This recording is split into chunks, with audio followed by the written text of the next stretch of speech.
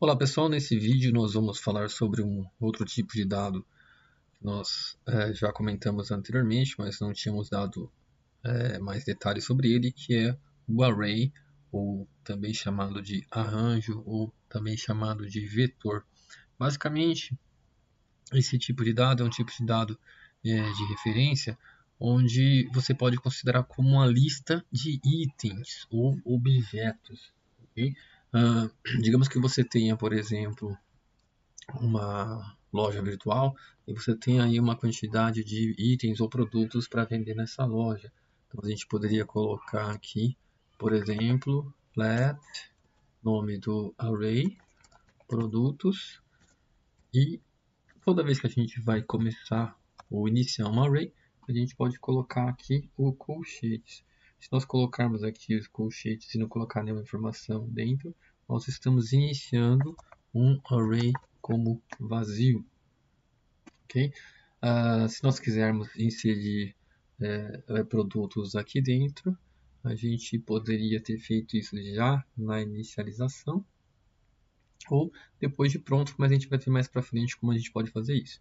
Então, se eu tivesse já na inicialização do array já colocado alguns produtos, como por exemplo camiseta, vírgula, calça, blusa, nós temos um array. Se eu apresentar ele no console, observe então que a gente tem aqui essa definição aqui com os três elementos do array: camiseta, calça e blusa.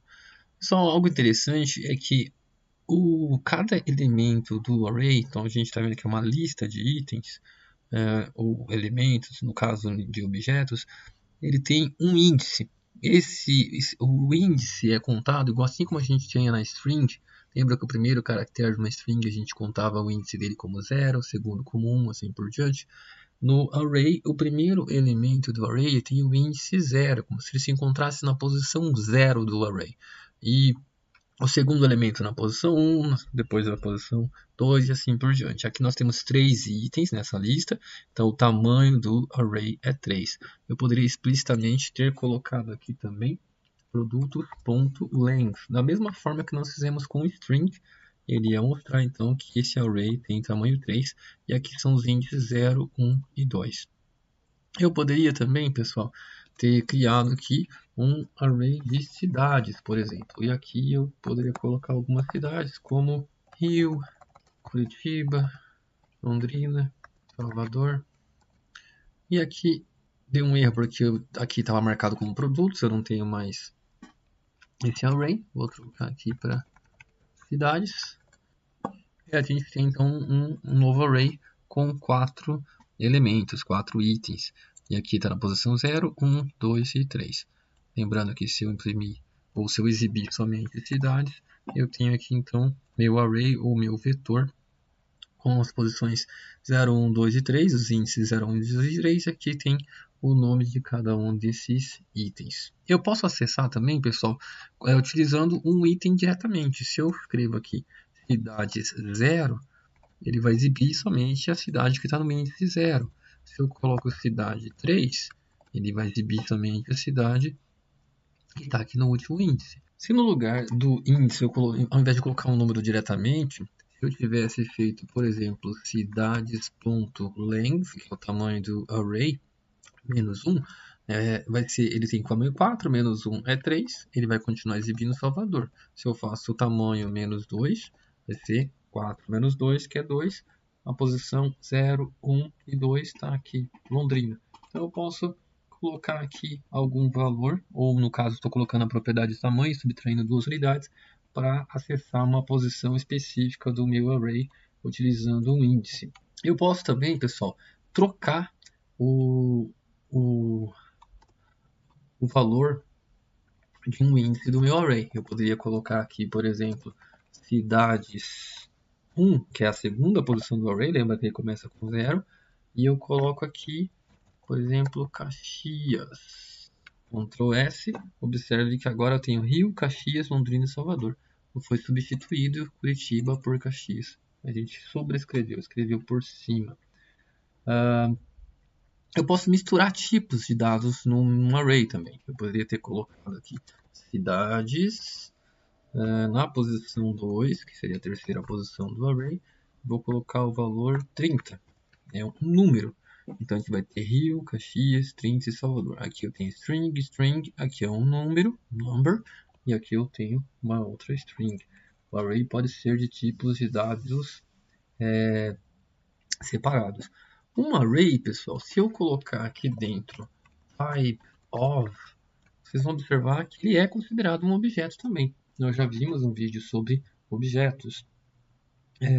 Então, da mesma forma, é por isso que ele tem associado a esse array, já vem algumas propriedades, como length, o tamanho, já vem também alguns métodos que a gente consegue utilizar, e vou falar um pouco mais sobre eles mais para frente. Então, mesmo que nós não tenhamos implementado alguns métodos para esse array, ele já possui alguns métodos.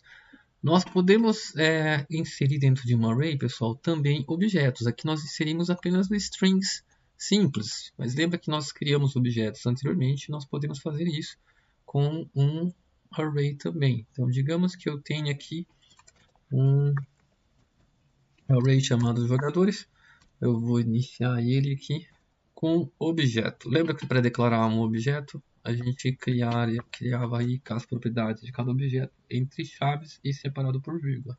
Então, o nome de um jogador pode ser Beto e a posição dele é atacante. Vou copiar e colar isso aqui. O outro jogador chama-se Gil, por exemplo. A posição dele é zagueiro. Criei aqui o array, inicializei ele com 2 objetos ao invés de apenas 2 strings. E se nós exibirmos este objeto, esse array desse vetor jogadores no nosso console, a gente vai ver então que a gente tem um vetor com 2 posições, tamanho 2, ele é do tipo array, ele é um vetor. A primeira posição contém um objeto que tem um nome e uma posição. Se nós analisarmos, por exemplo, a posição inicial aqui, a primeira posição é a 0, e a gente verificar o tipo dela, type of, a gente vai ter a confirmação que aquilo ali é um objeto. Se nós quisermos exibir apenas os dados da primeira posição, a gente então tem que nessa primeira posição ter um objeto onde tem 2 chaves ou 2 propriedades, que é o nome e a posição. E o tipo dele aqui, que é um objeto. Então, o array é muito interessante, pessoal, para a gente inserir uma lista de valores, como eu comentei anteriormente, e trabalhar aí com essa lista de valores, ou lista de objetos, de itens, e assim por diante. Nós podemos, inclusive, utilizando um método chamado split, que literalmente a gente poderia traduzir ele como dividir ou separar alguma coisa. Digamos que eu tenha uma constante chamada e-mail, e esse e-mail eu tenho fulano@meu-email.com. Isso daqui é uma string, certo? Que a gente colocou aqui entre aspas simples. Se eu quiser converter ou separar as duas partes desse e-mail, fulano e meu e-mail.com, e colocar isso dentro de um array, eu posso criar aqui um array chamado const email array. Poderia ter usado let também para a construção do array, não tem problema, como eu fiz anteriormente. E aqui eu pego o valor do meu e-mail e uso um método chamado split. Ele vai dividir, mas ele vai dividir isso aonde? Eu vou colocar aqui uma string. Eu quero que ele divida exatamente no arroba. Então ele vai pegar a parte que vem antes do arroba, vai ser um pedaço que vai para um índice do array, e a parte depois do arroba ele vai para outra parte do array. Agora, se nós imprimirmos o console.log e colocarmos aqui esse email array que nós acabamos de criar, observe que a gente tem um array com 2 posições. Na primeira posição está fulano e na segunda posição está meu e-mail. Eu poderia ter acessado uma posição diretamente, igual eu fiz anteriormente, para pegar apenas meu e-mail ou para pegar fulano se eu tivesse colocado a posição 0. Esse método split, pessoal, ele pode ser interessante numa situação, por exemplo, que a gente tenha, por exemplo, alguém adicionou uma lista de palavras separadas por vírgulas, como palavras-chave, por exemplo, palavras-chave. Essas palavras-chave, elas vieram, por exemplo, como hobbies do que alguma pessoa gosta de fazer, né? Cinema, futebol, televisão, viagem, boliche, etc. Se eu quero pegar essa lista de palavras-chave e organizá-la, porque aqui ela está na forma de uma string só. Eu quero colocar ela na forma de uma lista de palavras dentro de um array ou um vetor para acessar individualmente cada posição do vetor. Eu posso fazer como a gente fez anteriormente. Eu coloco aqui um const, por exemplo, aqui hobbies recebe palavras-chave ponto split e eu separo aqui por vírgula. Vou recortar esse código aqui e colocar hobbies. Observe então que a gente tem agora uma lista com cada uma das palavras, né? Cinema, futebol, televisão, e a gente pode acessar esses caras diretamente. Na posição 0 eu tenho apenas o cinema, na posição 5 eu não tenho ninguém, porque ele começa em 0, 1, 2, 3, 4, né? Então, na posição 4 eu tenho boliche, e assim por diante. Eu quero pegar o último índice do vetor, como eu fiz anteriormente, ao invés de colocar 4 aqui, eu poderia ter colocado hobbies.length, que é o tamanho, menos 1. E aparece aqui o boliche. Ok? O tamanho dele é 5, menos 1, 4. E aí acessou a última posição. Eu posso fazer o oposto também, pessoal. Eu tenho um array separado em palavras e eu quero transformar ele numa string, colocando esse array como uma frase só, juntando isso tudo numa única cadeia de caracteres. Eu poderia ter feito simplesmente com tipos de hobbies. Eu pego aquele vetor hobbies e uso um método chamado toString. Como ele é um método, eu preciso colocar aqui entre parênteses, abrir e fechar o parênteses. E agora eu vou recortar e utilizar novamente o console aqui, só que agora eu vou imprimir os tipos hobbies. Então agora eu tenho uma string de novo.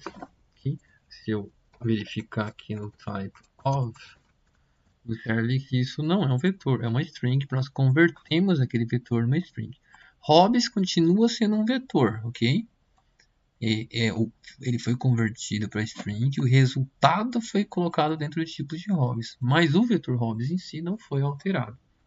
Eu poderia ter feito também, pessoal, no lugar de toString, ter colocado a palavra join. O join ele vai ser o oposto de split, só que a gente pode escolher um caractere onde a gente quer juntar todos os elementos do vetor e separar por aquele caractere. Se eu tivesse colocado vírgula aqui dentro do meu join, a gente ia ter aqui uma string separada por vírgulas, mas eu poderia ter colocado um outro caractere, como por exemplo esse daqui.